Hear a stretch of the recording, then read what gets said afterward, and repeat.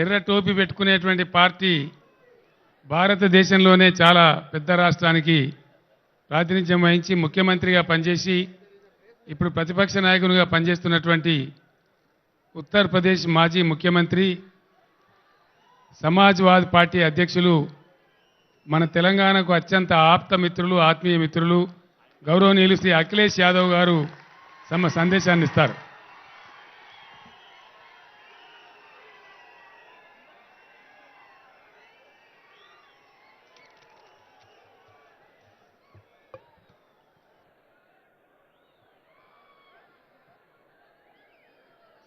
हमारे साथ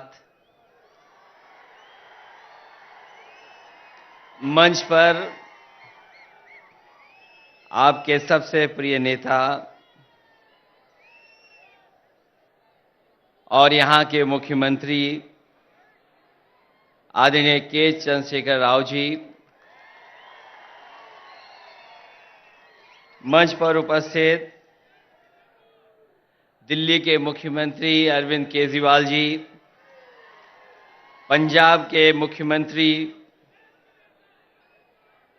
श्री भगवत मान जी, सीपीआई के जनरल सेक्रेटरी आदरणीय डी राजा जी और मंच पर उपस्थित सभी बीआरएस पार्टी के सभी वरिष्ठ नेता, यहां पर इस सभा में उपस्थित बीआरएस पार्टी के संगठन के सभी पदाधिकारी, मिनिस्टर्स, सांसद, विधायक, सभी नेता और बड़ी संख्या में, जहां तक मैं देख सकता हूं मुझे लोग ही लोग दिखाई दे रहे हैं, सर दिखाई दे रहे हैं। मैं अगर बाईं तरफ देखता हूं मुझे लोग ही लोग दिखाई दे रहे हैं, सर दिख रहे हैं। दाईं तरफ देखता हूं तो सर दिखाई दे रहे हैं। और मैं जब सामने देखता हूं, जहां तक देख सकता हूं वहां तक मुझे लोग दिखाई दे रहे हैं।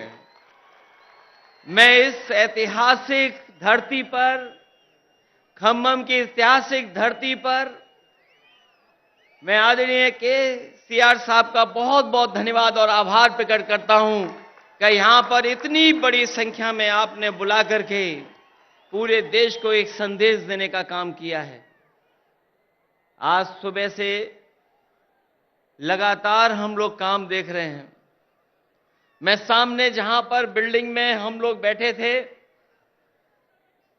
ये इंटीग्रेटेड जो ऑफिस बनी है, कॉम्प्लेक्स बना है, एक ये उदाहरण है सरकारों के लिए कि एक जगह कैसे अधिकारी बैठ सकते हैं और जनता को तकलीफ और परेशानी नहीं होगी, एक ही जगह पर समस्या का समाधान हो जाएगा। ये खम्मम वो धरती है जिसने हमेशा इतिहास बनाने का काम किया है। यहां के लोगों ने बड़ी से बड़ी हुकूमत रही होंगी, ताकतें रही होंगी, उनके खिलाफ अपनी आवाज उठाने का काम किया है। यहां के किसान, यहां के नौजवान, अगर किसान कभी इकट्ठे हुए हैं और अपनी आवाज को बुलंद करना पड़ा होगा, तो यहां के किसान इकट्ठे होकर के अपनी आवाज बुलंद कर करके उस समय की हुकूमत को हिला के रख दिया। मुझे उम्मीद है कि आने वाले समय में जो हालात हैं देश के, जिन परिस्थितियों से हम लोग गुजर रहे हैं, जहां भारत सरकार और खासकर भारतीय जनता पार्टी, जिसकी सरकार दिल्ली में है, एक एक सरकारें जो चुनी हुई उनको परेशान कर रही है। चाहे वो आपकी सरकार हो और चाहे आपके बीआरएस की पार्टी की सरकार हो, जो सहयोग और जो मदद और जो लोकतंत्र में सम्मान मिलना चाहिए वो सरकार सम्मान नहीं दे पा रही है। समय समय पर रुकावट कैसे पैदा हो, नेताओं को कैसे परेशान किया जाए, उनके खिलाफ क्या साजिश की जाए, उनके विपक्ष के लोग जो उनके सामने खड़े होकर के सवाल पूछते हैं, उनको किस षड्यंत्र से उनको दबाया जाए, उनकी छवि कैसे खराब की जाए, ये भारतीय जनता पार्टी की सोची समझी सी रणनीति के तहत काम कर रहे हैं। जो संस्थाएं हमें न्याय देना चाहती हैं, जहां से हम न्याय के लिए पुकार सकते हैं, उन संस्थाओं को भी दबाव बनाने का काम अगर कोई कर रहा है तो भारतीय जनता पार्टी कर रही है। अभी कल ही भारतीय जनता पार्टी की मीटिंग खत्म हुई है और उन्होंने कहा कि 400 दिन बाकी हैं। हमें तो लगता था कि ये सरकार तो वो है जो दावा करती थी कि हटेगी नहीं, अब तो वो स्वयं स्वीकार कर रही है कि अब 400 दिन हैं। जो सरकार अपने दिन गिनने लगे, जो सरकार अपने दिन बताने लगे, समझ लो ये 400 दिन बाद सरकार रुकने वाली नहीं है। अब तो 399 दिन बचे हैं। और जैसा कि भारतीय जनता पार्टी का समय समय पर जो बुनियादी मुद्दे हैं कि महंगाई कैसे कम हो, बेरोजगारी कैसे कम हो, हमारे लोग जो भारत छोड़ करके चले जा रहे हैं, कुछ लोग तो अपनी खुशहाली के लिए जा रहे हैं, लेकिन बड़ी संख्या में लाखों लोग ऐसे हैं जो धन दौलत उनके पास है, वो इस देश में रहना नहीं चाहते क्योंकि ये सरकार उनको रहना नहीं देना चाहती। इनके पास बुनियादी ठोस मुद्दे जो किसान की जरूरत के वो नहीं पूरे कर रहे हैं। आपको सबको याद होगा, यही बीजेपी के लोगों ने कहा कि हम किसानों की आय 2022 तक दोगुनी कर देंगे, किसान की आमदनी दुगनी हो जाएगी। हालांकि 2023 शुरू हो गया है, लेकिन मुझे तो ये लगता है किसान की तकलीफ और परेशानी को देख करके इन भारतीय जनता पार्टी के लोगों का 2022 अभी खत्म नहीं होगा, इनका 22 खत्म नहीं होगा। 23 आ गया, 24 आ जाएगा, लेकिन भारतीय जनता पार्टी ने जो वादा किया था कि 22 तक हम किसानों की आय दोगुनी कर देंगे, वो अभी दोगुनी नहीं हुई है। हमारा किसान तकलीफ और परेशानी में है, उसको वादा तो कर रहे हैं, लेकिन जो बुनियादी उसे मदद मिलनी चाहिए वो मदद नहीं मिल पा रही है। ये हमारा जो नौजवान दिखाई दे रहा है, ये नौकरी और रोजगार की तलाश में अपना भविष्य चौपट कर रहा है। ये सरकार कोई ठोस कदम नहीं उठा पा रही। आपका प्रदेश में तो सरकार है जहां मुख्यमंत्री काम कर रहे हैं, लेकिन हम तो अपने प्रदेश में देखते हैं जहां पर बड़े पैमाने पर बेरोजगारी है। जैसे ही चुनाव आ गया है, इन्होंने तय कर लिया है कि जगह जगह इन्वेस्टमेंट मीट करेंगे और इन्वेस्टमेंट मीट के बहाने लोगों को धोखा देंगे। ये प्रचार के माध्यम से धोखा देना चाहते हैं। वैसे तो समय समय पर देश के लोग और देश के जो नेता होते हैं वो G20 की अध्यक्षता कर रहे हैं, लेकिन इस बार इन्हें मौका मिला है अध्यक्षता करने का। मुझे लगता है कि केवल चुनाव के लिए ही प्रचार करेंगे, उसमें कोई ठोस कदम नहीं उठाएंगे। इसलिए आज जब हम इतनी बड़ी संख्या में लोगों के सामने इकट्ठे हुए हैं, जहां मुझे लोग ही लोग दिखाई दे रहे हैं, उनके सामने मैं कह सकता हूं कि अगर तेलंगाना में सफाया हो रहा है बीजेपी का, तो उत्तर प्रदेश भी पीछे नहीं रहेगा। आप अपने प्रदेश से हटाइए, यूपी से हम लोग मिलकर के उनको हटाने का काम करेंगे।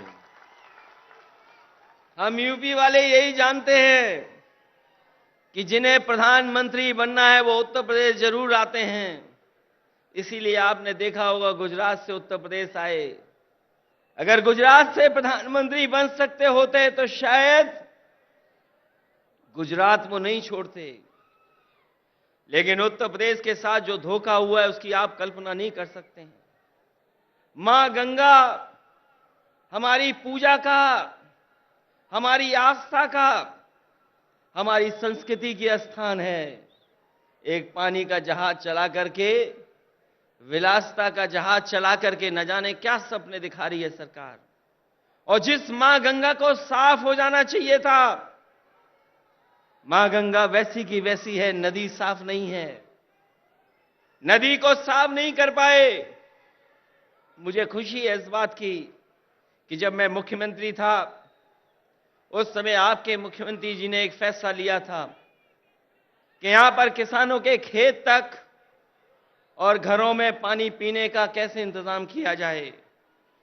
वो जो इंटीग्रेटेड इरिगेशन सिस्टम का आपने शुरुआत की, मैं आपको बधाई देता हूं और जनता को भी बधाई देता हूं, उनका धन्यवाद देता हूं कि आपके प्रदेश से शुरू हुई योजना, जहां पर खेत को पानी, घर में पानी का इंतजाम किया, वही तो भारत सरकार नकल कर रही है। जो आज भारत सरकार नकल कर रही है वो कहीं ना कहीं आपकी देन है। जिस सरकार ने एक उदाहरण पेश किया हो, और न केवल इरिगेशन में और भी क्षेत्रों में, मैं ऐसे सरकार के लोगों को बधाई देता हूं और खासकर मुख्यमंत्री जी को बधाई देता हूं। जहां इतना विकास हो रहा हो, वहीं भारतीय जनता पार्टी के लोग देश को पीछे ले जाना चाहते हैं। उनके मुद्दे, उनके फैसले हमें और आपको पीछे ले जा रहे हैं। इसलिए आज जरूरत है प्रोग्रेसिव नेताओं की, प्रोग्रेसिव सरकारों की। और मुझे उम्मीद है कि जिस तरीके से भारतीय जनता पार्टी ने देश को पीछे कर दिया है हर चीज में, हम सब मिलकर के जो मंच पर बैठे हैं और प्रदेशों में भी हैं, जो साथ मिलकर के काम करेंगे तो देश को एक नई सरकार भी और नए तरह का एक प्रोग्रेसिव एजेंडा देकर के देश को आगे ले जाने का काम करेंगे। मैं एक बार फिर बधाई देता हूं कि आपने जितना प्रचार करना चाहिए था, आपने भगवान विष्णु, उनके अवतार भगवान नरसिम्हा जी का जो मंदिर का निर्माण कराया, मैं आपको बधाई देता हूं। आपने काम ज्यादा किया, प्रचार कम किया। लेकिन कुछ लोग तो ऐसे हैं जो काम कम, प्रचार ज्यादा करते हैं।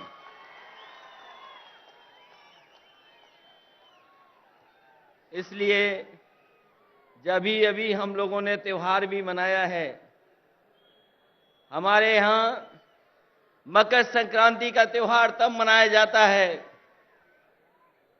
जब सूर्य उत्तरायण हो जाता है। अगर हम मकर संक्रांति मनाते हैं तो देश में अलग अलग जगह अलग अलग त्योहार मनाते हैं। अगर सूर्य उत्तरायण हुआ है तो राजनीति दक्षिणायन चली गई है, और उत्तरायण से अगर कोई चीज शुरू हुई है और अगर दक्षिणायन राजनीति शुरू कर रहा है, तो मुझे उम्मीद है कि आने वाले समय में बदलाव देश में आएगा और देश में एक नई सरकार होगी। ये भारतीय जनता पार्टी के लोग नहीं रहेंगे, क्योंकि इनके पास भ्रम और जाल फैलाने के अलावा कोई रास्ता नहीं है। ये समय समय पर भ्रम फैलाते हैं, समय समय पर जाल फेंकते हैं। ये भारतीय जनता पार्टी भ्रम जाल पार्टी है, इससे सावधान रहना। हम लोग तो सावधान कर ही रहे हैं, लेकिन आप लोग भी सावधान करना, जिससे देश में एक नया परिवर्तन आए।